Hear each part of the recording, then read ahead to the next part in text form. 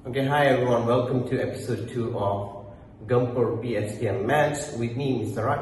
So today we are focusing on chapter 8, which is continuity. So the first question is about finding the limit. So if you see here, they're asking for limit of a piecewise function. So in this case here, okay, I want to decide who takes the role of fx. So of course, okay, maybe some of you might be thinking, okay, existence of limit from the right and from the left. That is what you'll be thinking. So here if you see, we no need to do from the left and from the right, because if you see the function, right, x equal to 3, okay, you have a value. When x doesn't equal 3, you have function, meaning to say from the right and from the left, you travel on the same function. So here, because of that scenario, okay, we are traveling on the same function, I'm just going to go and substitute this with x cubed. Okay, let me look at the question again. X cubed minus 27 over x minus 2. Okay, so here I want to evaluate the limit. So obviously, if you see, you go and substitute 3, you're going to get 0 over 0. So you know the trick very well. We want to do factorization. So since I go and substitute 3 here, we get 0. X equal to 3 is a root. So I want the factor. So the factor is going to be x minus 3. Simple as that. So what they want to actually see is, they want to see long division. So this one, okay, to factorize, you must show your long division. So I'm going to do it here. Alright, x cubed plus 0x squared plus 0x minus 27 divided by x minus 3. So this is something from your chapter 6 that you should really able to do. So x squared, x cubed minus 3x squared. So minus 3x squared plus 0x. So plus with 3x. 3x squared minus 9x. So minus 9x minus 27. I'm going to go and put that plus 9. 9x minus 27. This times this, you get this. So they want to see upon long division, you have factorized in the form x minus 3, x squared plus 3x plus 9 over x minus 3. Hope you are clear up until there. So now what we can do is, we are going to go and do the cancellation. The moment you have cancelled, you definitely can tell the value of the limit. So I go and substitute 3. So 3 squared plus 3 times 3 plus 9. So that is going to be 27, I believe. Simple as that. Let us go to the second part of the question. Hi guys, so second part of the question is they're asking if the function is continuous at x equal to 3. So very simple, even if you don't know what to do, just go with the condition of continuity. So the first thing is, I want to know whether f3 is defined now. If you look at your question, okay, it's very clear, when x is 3, the value is 30. So that's done, it holds.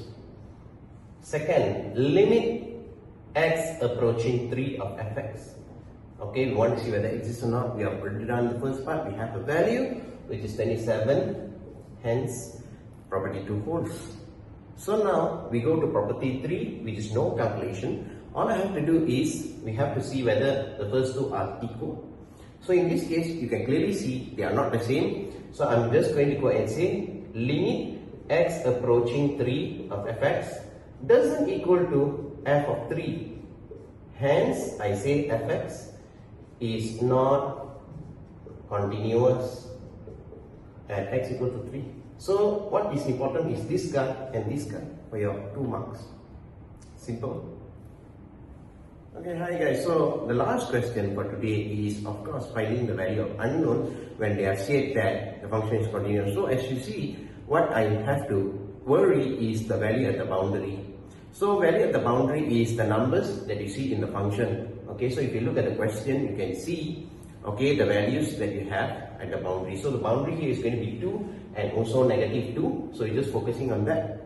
So the most powerful condition that we can use is condition number 2, which says that the limit as x approaching 2 exists. Or in other words, the limit from the left and the right should be the same because it's continuous. So now what you have to make sure is, make sure you select the correct function. That is very important. Because what I want to do is, I have 2 unknowns, so I should be getting 2 equations. So here, my advice to you is when you're approaching 2 from the right, so that means you're traveling here, the value here, okay, is obviously going to be greater than 2. And then for this one, you're approaching from the left, the values here in comparison to 2 should be less than 2. So now I go and select my function accordingly. Okay, so if you see from the right, which is x greater than 2, is just going to be 4. And then from the left, okay, it's going to be negative x squared plus ax and then minus b. Simple as that. Similarly, I go and repeat here.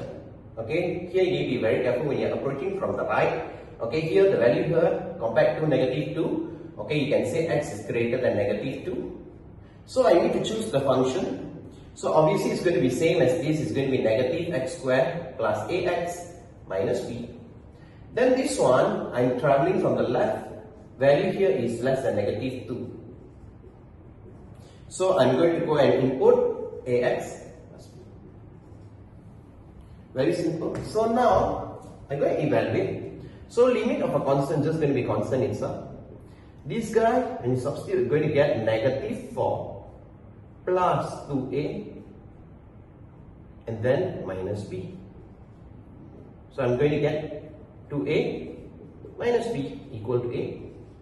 And here we're going to get negative 4 minus 2a minus b equal to negative 2a plus b. Hope you are clear. So you can see here, this guy is going to cancel out, is the same thing. That's going to leave me with, I bring b, that's also 2b equal to negative 4 and b is going to equal to negative 2. That's very good. I take the, I put here, so 2a minus negative 2 equal to 8. Negative is going to be positive. 2a equal to 6 and b is equal to 3. Hope you learned something today. Catch you in episode 3 tomorrow. Signing off, Mr. Raj, the mathematician. Ciao guys.